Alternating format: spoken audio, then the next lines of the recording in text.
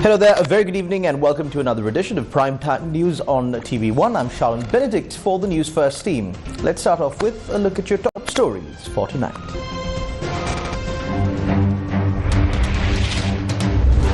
4 new Supreme Court justices sworn in. President to embark on an official visit to China. 7 MOUs to be inked. Vehicle prices may rise with new tax policy. Importers claim. අපිට හරියටම දැන්ට කියන්න අමාරුයි කොච්චර වැඩි වීමක් ඇති වේද කියන එක.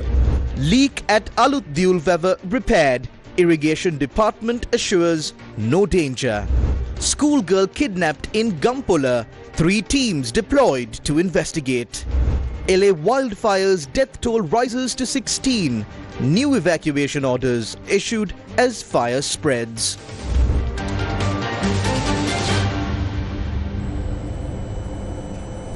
Taking a look at those stories in detail now, President Andrew Kumar Dissanayake has instructed officials to take steps to end the backlog at customs in releasing containers imported into the country. A discussion was held between President Andrew Kumar Dissanayake, officials from Sri Lanka Customs and institutions involved in port-related operations. The meeting was held at the President's office. කිසිදු බාධාවකින් තොරව ගේට්ටුවේ මෙහෙම යන්න පුළුවන් නම් ඒ ටික යන්නේ නැත්තේ රේගුවෙන් රඳවා ගන්නවා ටැංකි 10ක් આવොත් ඒ 10න් අපි රේගුවේ පරීක්ෂණය සඳහා කන්ටේනර් 2යි අපි තෝරගන්නේ. ඊතුරු කන්ටේනරට රේගු පරීක්ෂණ ඉවර වෙන තුරු වරාය පරිශ්‍රය හෝ කන්සර්න් එකේ ගෝඩවුන් වලට අපි යවනවා. ඒව මේ 1400 ඇතුලේ. එහෙම තියෙනවා කියන්න පුළුවන්. ඒ කියන්නේ ඒකේ තියෙනවනේ. That means there is another inspection that affects the 1400. It does not mean that 1400 are completely cleared. They are not cleared, but several random containers are selected from amongst them, and it is based on these randomly selected containers being cleared that the remaining containers from the 1400 will be released. හැබැයි ඒ 1400 අපි දෙනවා ගෝඩවුන් එකට අරන් යන්න කියලා. නමුත් ඒගොල්ලෝ අරන් යන්නේ නැහැ. ඒගොල්ලෝ මේක ඇතුළේ වරාය ඇතුළේ තියාගෙන ඉන්නවා. අපි ඉස්සර වගේ නෙමෙයි අපි හොඳටම බලනවා. රාජ්‍ය ආදායම අපිට දීලා තිබුණ huge revenue task එකක් අපි 1531ක් ගත්තේ අපි ඕක හොඳට බලලා මුළු කන්ටේනර් එක අපි අඩි 40න් බලන සමහරවිට ස්කෑන් එකෙන් අපිට පෙන්නනවට වඩා දේවල් අපිට අහු වෙලා තියෙනවා. ඉතින් ඒකින්ද අපි ඒක බලන එක අපි 100% බලනවා. At the meeting, the President highlighted the fact that the support of all parties is required to resolve the issues surrounding the release of containers from customs. There is a massive backlog at the port. As state institutions, we have several proposals on what can be done to ease this backlog. We believe that we need a lot of support from you to ease this backlog. After the port releases the containers that you import, they must be taken out fast and in an orderly manner. The required documents must be completed. Therefore, it is only if we get your support that we will be able to ease this backlog. පුතුමාලගේ පැත්තෙනුත් ලොකු සහායක් ලැබුණොත් තමයි මේ තදබදේ අපිට ඉතා ඉක්මනින් අවසන් කරගන්න පුළුවන්කම ලැබෙන්නේ. අපි දැන් මෙතන ජනාධිපතිතුමාගේ අධ්‍යක්ෂ ටීමෙන් කරපු සාකච්ඡාවේදී We approved several proposals at the meeting chaired by the President. One is that there is an issue regarding containers under the Food Department and other government agencies category. About 350 to 400 containers. We agreed to send more of the low-risk containers from among them to the go-down category. There is also a land owned by the SLPA in Blumendal. By the 31st of January, we will prepare 2 acres of that land, and by the 28th of February, all 5 acres will be ready. In the meantime, even after you release the containers, some of them are still kept in the port premises. We will give them a plot of land in an area close to Paliagoda for the containers that are released and are to be sent to fort. This is regarding the OGA or other government agencies related containers. We have also proposed for operations to be carried out 24/7. We will provide new officials to the customs, port and SLSI, and these officials can be used to conduct operations 24/7. There is also a massive issue as they are not working on Saturday and Sunday. Therefore, we can work on Saturday and Sunday as well. There is also a system that was put in place several years ago for these to be released without charges on Monday, Tuesday and Wednesday. This creates a massive backlog. During a time when there was no proper communication technology, 3 days would have been fair. We will continue this until the 31st of January, and after that we will reduce this period to 2 days. Our solutions require that these issues be solved in firefighter mode during these 3 months. අපි ජනවාරි 31 වෙනකන් කාල දෙනවා. ඊට පස්සේ අපි මේක දවස් දෙකට අඩු කරනවා. ඒකම තමයි අපේ සොලියුෂන්ස් තියෙන්නේ මේ ෆයර් ෆයිටින් මෝඩ් එකේ මේ මාස 3-4 මේ ප්‍රශ්න විසඳ ගන්න. Four new justices of the Supreme Court were sworn in before President Anrukumara Dissanayake at the President's office this morning. The newly appointed justices are Sobhita Rajakaruna, Menaka Vijayasundara, Sampath B. Abekon and MSKB Vijayratna, all of whom were previously serving as justices of the Court of Appeal. Secretary to the President Dr. Nandika Sanath Kumar Nayaka was also present.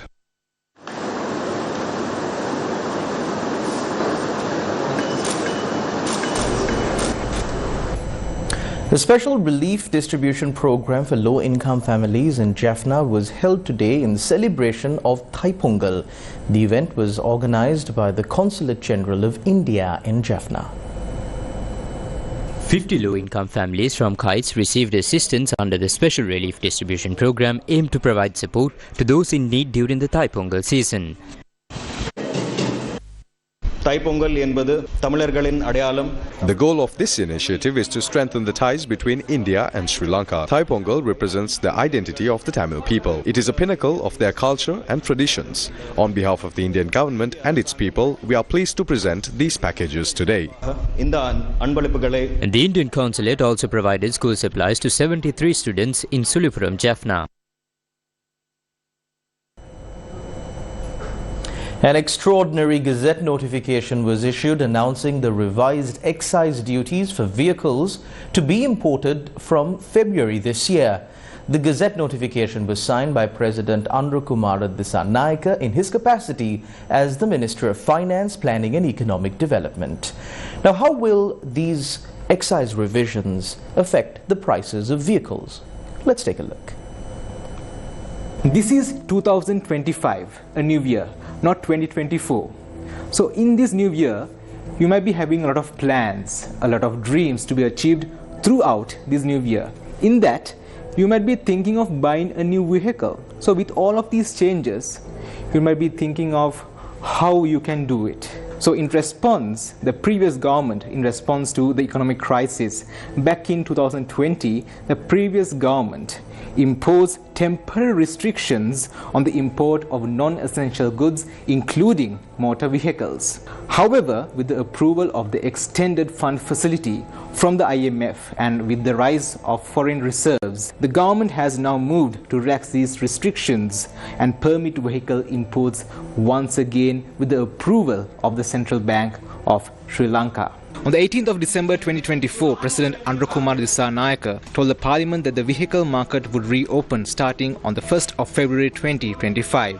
As per the Cabinet approval granted on the 12th of September 2024, under the revised classification of combined HS codes, permission has been granted for the importation of 304 types of motor vehicles and other wheeled items that do not use motor engines. This will be done in 3 phases, starting in February. Import duties for motor vehicles have been significantly revised with an extraordinary Gazette notification issued by the President to effect these changes. According to the new structure, duties on fuel-powered and electric vehicles will be adjusted based on factors such as the engine capacity and the vehicle's age. How will the tax rates change? The new tax rates outlined in the Gazette notification impose duties ranging from 200% to 300% for vehicles under 10 years old, depending on their specifications. According to the Sri Lanka Vehicle Importers Association, the updated tax structure will lead to higher import duties on vehicles brought into the country from February 2025. Under the new duties, the tax on vehicles with an engine capacity of 600cc, which was previously around 1.6 million rupees, may rise up to 1.85 million rupees. For vehicles with an engine capacity of 1000cc, the previous tax of around 2 million rupees may increase up to 2.45 million rupees. For higher engine capacities such as 1500cc vehicles, the previous tax of approximately 5.7 million rupees could increase to around 6.6 million rupees. This means that the import duty on vehicles like the Wagon R could increase to 1.6 million rupees to over 1.8 million rupees. For vehicles like the Toyota Vitz, the previous tax of rupees 2 million could rise up to 2.45 million rupees. While for larger models such as the Toyota Aqua Corolla and Axio, the duty, which was around 5.7 million rupees, may exceed to 6.6 million rupees with the new revisions. Typically, around 500,000 motor vehicles are imported into Sri Lanka each year. However, prior to the economic crisis between 2015 and 2019, the country imported an average of 2.5 million vehicles during that period.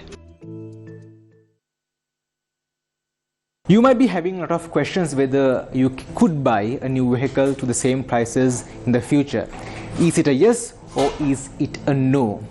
This is what the Sri Lanka Vehicle Importers Association had to say. වාහනයක බදු වර්ග හතරක් එනවා. පළවෙනි බදු වර්ගය තමයි excise duty එක. engine capacity එක මත ගහන බද්ද. ඒක තමයි There are four main taxes on vehicles. The first is excise duty, which depends on the engine capacity of the vehicle and was introduced by the President. On top of that, there is a special import tax based on the vehicle's value as well as a luxury tax. When you add all these together, you get the CIF, cost insurance and freight value. And then an 18% VAT is applied. All these taxes combined will determine the final price of the vehicle. At this stage, it's difficult to say exactly how much the special import tax or the luxury tax will be and how much the 18% VAT increase will affect the price. Prices could go up by as much as 400 to 500 units, and this might also impact smaller vehicles.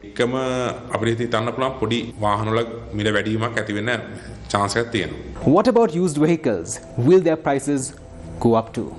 Once vehicle imports officially start, it will be easier to give more accurate information. However, don't expect a significant drop in prices. This tax change will affect both new and used vehicles. Will it be impossible for the people to buy vehicles at lower prices in the future? Do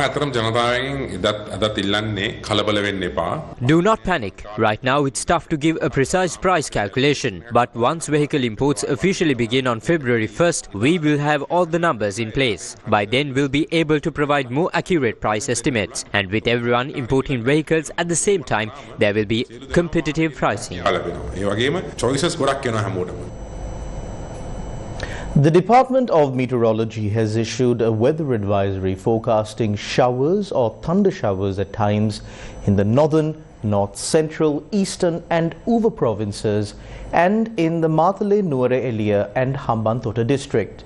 Showers or thunder showers will occur at several places elsewhere during the afternoon or night, according to the Met Department. In the 24 hours ending at 8:30 am today, the highest rainfall recorded in Sri Lanka was from Lahugala with 145.5 millimeters of rainfall. Nagadeepa recorded 141 millimeters of rainfall. Mahaoya recorded 123 millimeters of rainfall. Due to the ongoing rainfall, a wall of a 4-storied building under construction on Sangamitta Mawata in Kandy had collapsed, damaging 4 houses. According to our correspondent, this incident occurred at around 1 am today. The sea areas of the coast extending from Colombo to Kankasanture via Putlam will be rough at times with strong gusty winds of up to 50 to 60 kilometers per hour. Naval and fishing communities have been requested to exercise caution. President Andrukumara Dissanayake will leave for China on Tuesday, undertaking a 4-day official visit. President Andrukumara Dissanayake is scheduled to hold high-level meetings during his visit to China with Chinese President Xi Jinping, Prime Minister Li Qiang, and the chairman of the Standing Committee of the National People's Congress, Zhao Leji. The Ministry of Foreign Affairs has confirmed that the visit will include bilateral talks on a range of issues of mutual interest. Minister Vijitha Herat said 7 MOUs covering investment, the power sector, fisheries and the economy will be signed during the 4-day official visit. Discussions will also focus on securing China's support for Sri Lanka's economic development, as well as seeking assistance for restructuring the country's external debt in collaboration with the International Monetary Fund. The introduction of solar power projects with Chinese assistance will also be covered in one of the MOUs. President Dissanayake will also participate in 2 major business forums, and one of them would be with Chinese state-run companies, including China Harbour, Sinopec and several other companies. The president will visit technoparks and vehicle assembling plants in Chengdu, the capital of the Sichuan province. Chinese Foreign Ministry spokesperson Guo Jiakun highlighted the importance of the visit in strengthening bilateral relations, noting that China and Sri Lanka have maintained a long-standing and friendly partnership since establishing diplomatic ties in 1957. China and Sri Lanka have long been each other's friend and close neighbor. Since our two countries established diplomatic ties in 1957, the bilateral relationship has stood the test of the changing international landscape, always maintained sound and steady growth, and set up a fine example of friendly relations and mutually beneficial cooperation between countries different in size. China stands to ready work with Sri Lanka through the upcoming visit to carry forward our time-honored friendship, deepen political mutual trust, and expand high-quality belt and road cooperation and practical cooperation in various fields for continuous new progress in advancing the China-Sri Lanka strategic cooperation partnership featuring sincerity, mutual support and everlasting friendship, as well as more benefit for the two peoples. The Department of Irrigation has announced that the water leak at Alut Diulwewa has now been fully repaired. Engineer Ajit Gunasekara, the Director General of the Department of Irrigation, confirmed that the issue has been resolved and the associated risks have now been eliminated. While the government continues to discuss major development projects, many have been halted midway, causing significant hardship to the people of this country.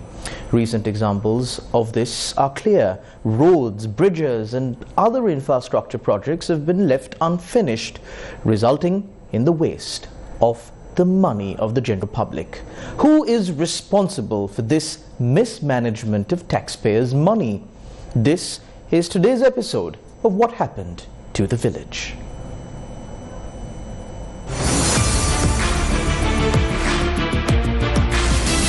What happened to the village?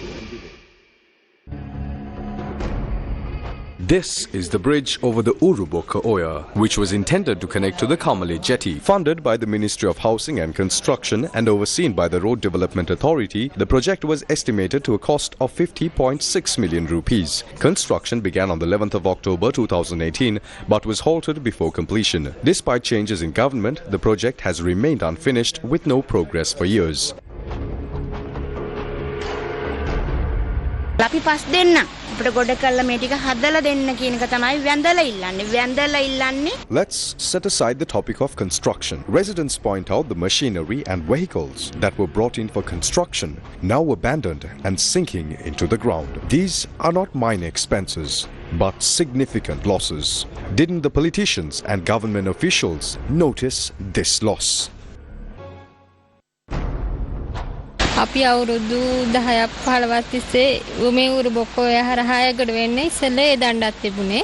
දැන් ඒ දණ්ඩ වෙනුවට මේ පාලම හදලා තියෙනවා. දැන් අවුරුදු 5ක් තිස්සේ මේක ගොඩ කරන්න බැලුවා. මේ මග දිගේ තමයි යන්නේ. මගේ පොඩි දරුවෙක් නැතුණා. එයාගේ මිනි පෙට්ටිය පවා මේ දණ්ඩෙන් තමයි අරගෙන ගියේ.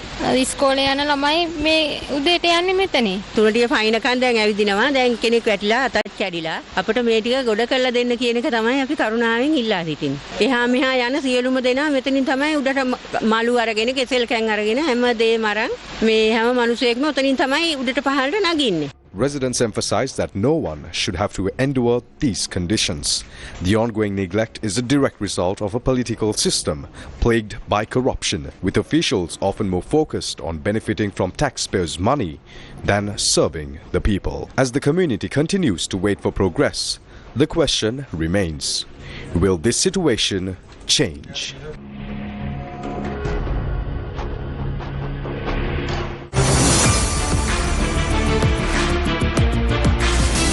What happened to the village? Today is day 4 of the Gum at the Door-to-Door initiative. Our teams have been travelling across various districts from Jaffna to Gaul, listening to the stories of the people enduring untold hardships. We've seen firsthand how communities are grappling with long neglected issues, desperately calling for immediate help and lasting solutions. Let's take a look.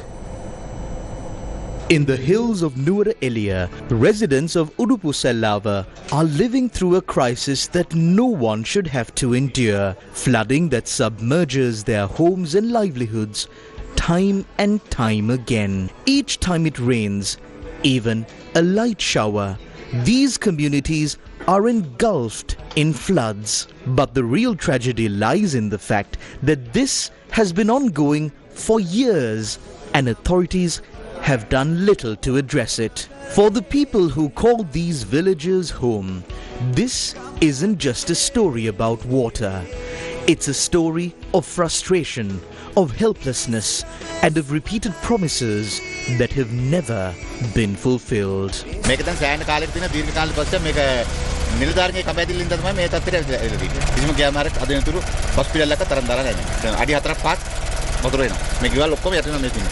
පැය භාගයක් ඉස්සර මේ මාර්ගයේ stand ආවිරේ. The flooding is not just an inconvenience, it's a destruction of everything these families work hard to build. Houses are lost, crops ruined, and lives upended with no clear path to recovery. The Gammadda team in Nuwara Eliya brought the issue back into the spotlight as they witnessed firsthand the level of devastation caused by the blocked drains that have been left unchecked for so long. The team that visited Kadapola, a village deeply affected by the floods, also travelled to neighbouring areas such as Ragalavatta, Suryagahapatana and Enikvatta. Tomorrow marks day 5 of the Gammadda door-to-door initiative.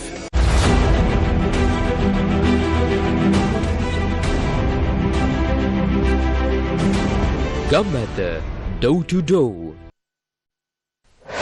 Newsfirst with the people.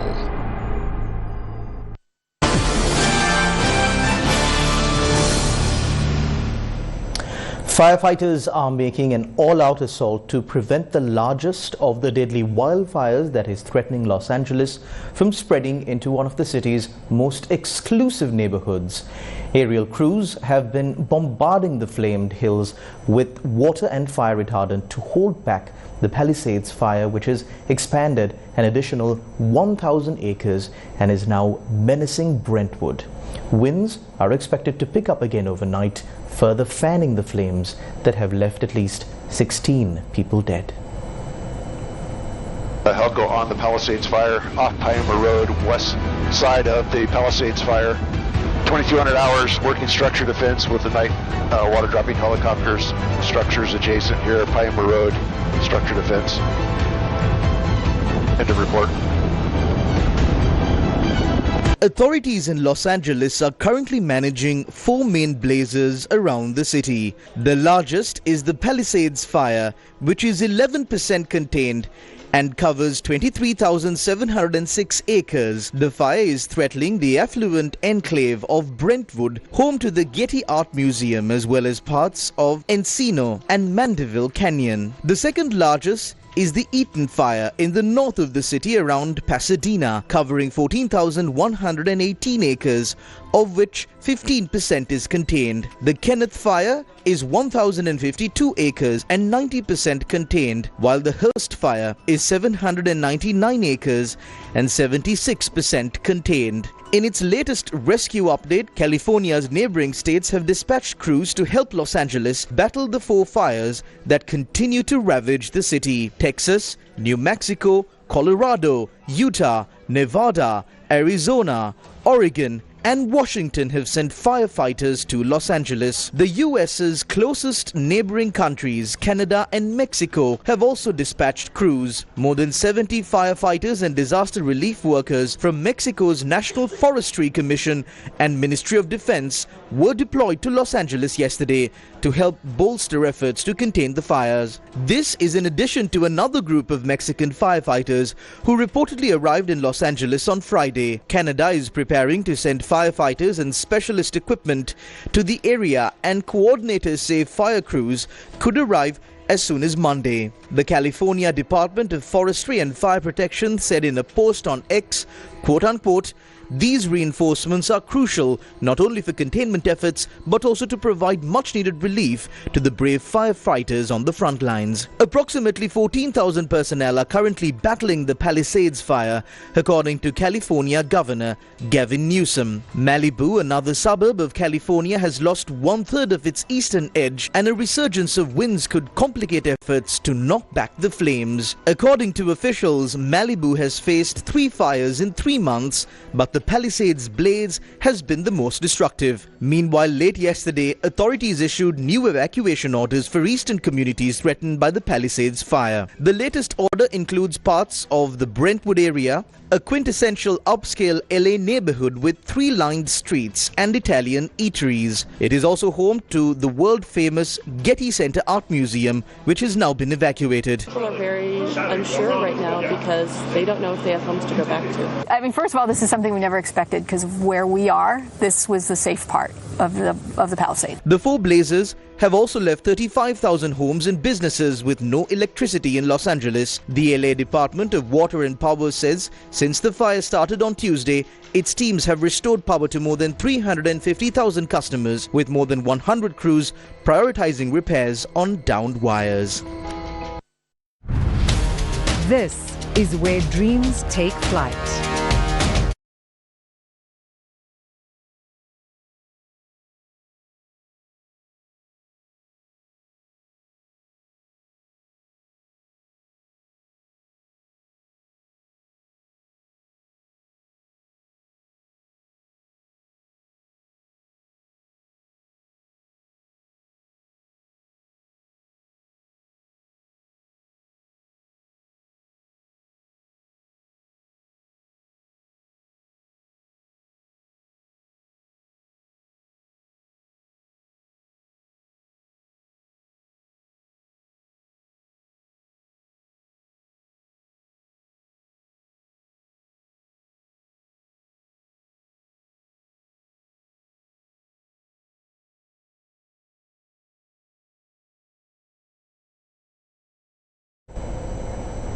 A silent protest was held today opposite the All Saints Church in Borella. A silent protest was held today opposite the All Saints Church in Borella, demanding action over the lack of investigation into a bomb discovered at the church 3 years ago.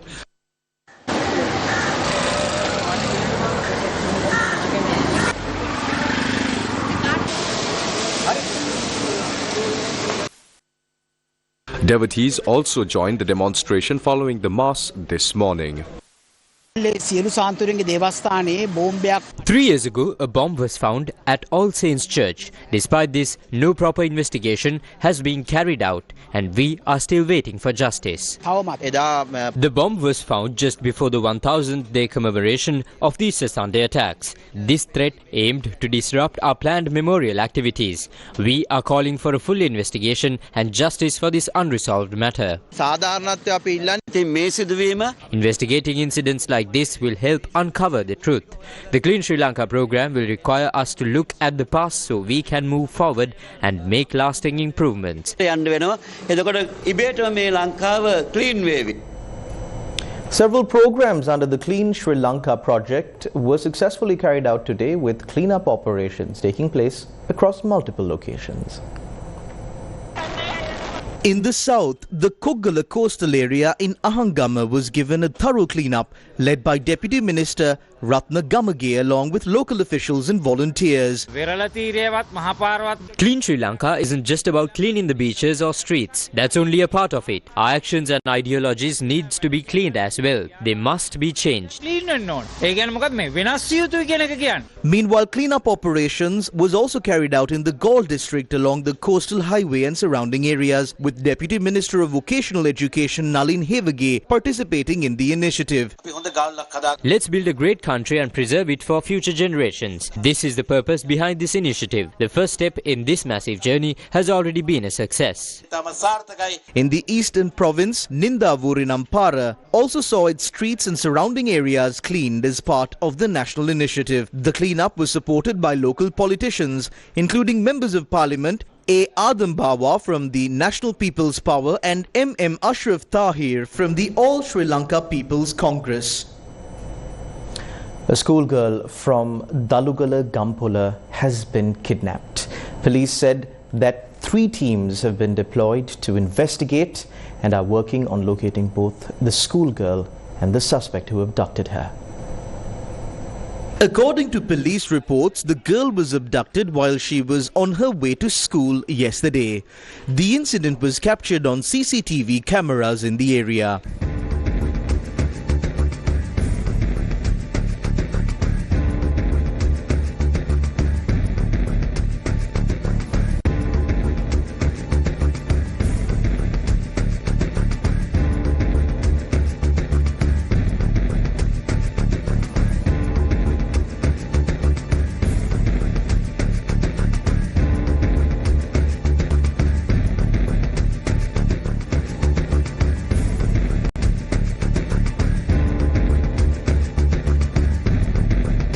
Police revealed that the suspect is a relative of the girl's family. The van believed to have been used in the abduction was found abandoned in Polonnaruwa and police were able to trace it.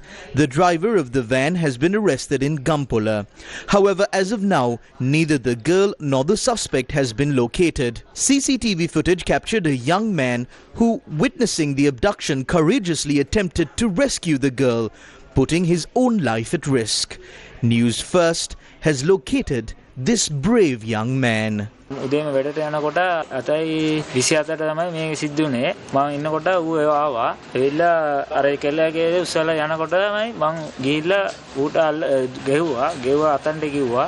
ඌ ඇතර නෑ. ඊට පස්සේ මං try කරා ඌ ඇතර නෑ. ඌ ඇතුලේ චුට්ටක් ඉස්සරහට ගිහිල්ලා මාව තල්ලු කරලා ගියා. වෑන් එකේ කී දෙනෙක් හිටියද? වෑන් එකේ 3 දෙනෙක් හිටියා. ඔයාලට මොනවද තුවාල වුනේ? මට අත චුට්ට මේ තුවාල වුණා. මේ හැප්පුණා. හැප්පුවා? ඔව් හැප්පුවා. කකුලෙත් අර තල්ලු කරා පස්සේ මම පල්ලෙ වැටුණානේ. ඒ කියන්නේ දැන් ඔයා වෑන් එකෙන් තල්ලු කරලා දැම්මද? ඔව් තල්ලු කරලා දැම්මා. ඔයා ඊට පස්සේ පාරට වැටුණා. ඔව් පාරට වැටුණා. Sri Lankan mountaineer Johan Pires, who is on a mission to summit the tallest peak in each of the 7 continents, arrived in Antarctica yesterday to begin his newest expedition of climbing Mount Vinson, the tallest mountain in Antarctica.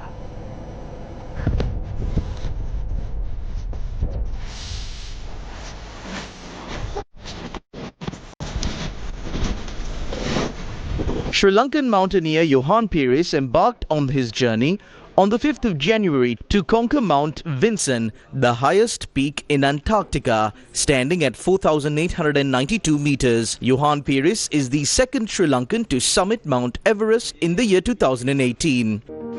මම යොහන් පීරිස් මම කතා කරන්නේ ඇන්ටාර්ටිකාවේ ඉඳලා මම ඇන්ටාර්ටිකාවට ඊයේ ගොඩ බැස්සා මේ අතත්වීපයට මම දැන් බලන් ඉන්නේ ඒ කන්ද තරණය කරන්න මවුන්ට් වින්සන් කන්ද තරණය කරන්න හැබැයි ඊයේ රෑ ඉඳන් මෙතන හිමකුණාටුවක් ඇති වුණා. ඉතින් ඒක නිසා අපිට මේ ගමන ආරම්භ කරන්න බැරි වුණා තාම.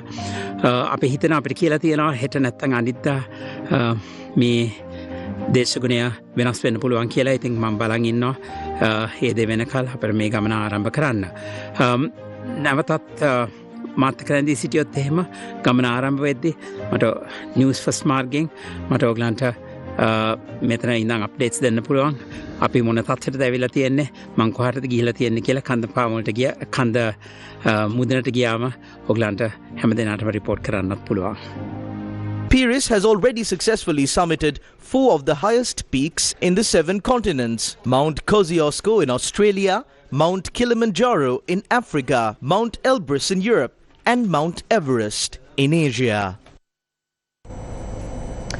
Day 2 of Shakti FM's Thai Pongal celebrations is underway at Havelock City Mall in Vellavatta. The event is being celebrated with vibrant festivities, and all of Shakti FM's activities are being broadcast live from the mall from 10 a.m. to 9 p.m. Shakti FM's Thai Pongal celebrations are underway at Havelock City Mall in Vellavatta, offering a variety of events for visitors to enjoy throughout the day. One of the key highlights of the festival is the Shakti Campus Superstar Competition, which began at 4 p.m. today.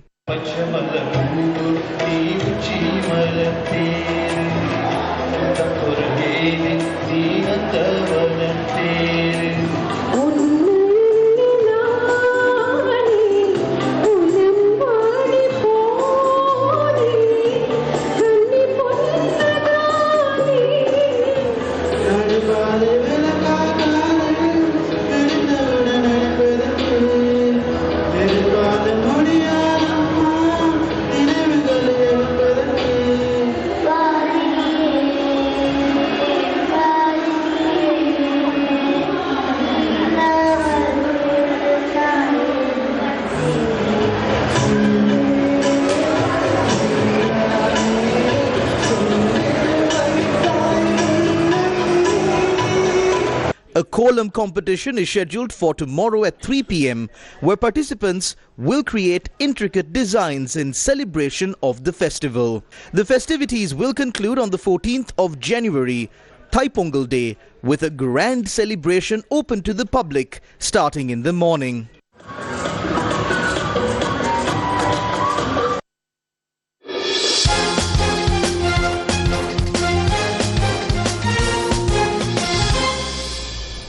The EVA All-Ireland and Open Schools Netball Tournament 2025 concluded with a thrilling victory for the Sri Lanka Air Force team, who claimed the championship in the A Division women's category. The team emerged victorious after defeating the Kurunegala Net Champs team in the final match. Ronnie Charco, the CEO of ICL Brands Private Limited, was the chief guest at the EVA All-Ireland and Open Schools Netball Tournament 2025. In the schools category, Malyadeva Girls College from Kurunegala won the Under-15 title. Sujatha Vidyalaya from Nugegoda claimed the Under-17 title, and Presbyterian Girls title. The Flying Birds Sports Club won the Veterans category for players aged 40 and above. In the A Division, United Sports Club Negombo won the men's category, and the Sri Lanka Air Force team won the women's A Division. The Air Force also won the women's B Division. Bharat Ranatunga from United Sports Club was crowned Netball King, and Mihiduni Kirthisiri from Nugegoda Sujatha Girls School was named Netball Queen. And that's a wrap of Primetime News on TV1 for tonight. Thank you very much for tuning in. Take care and God bless.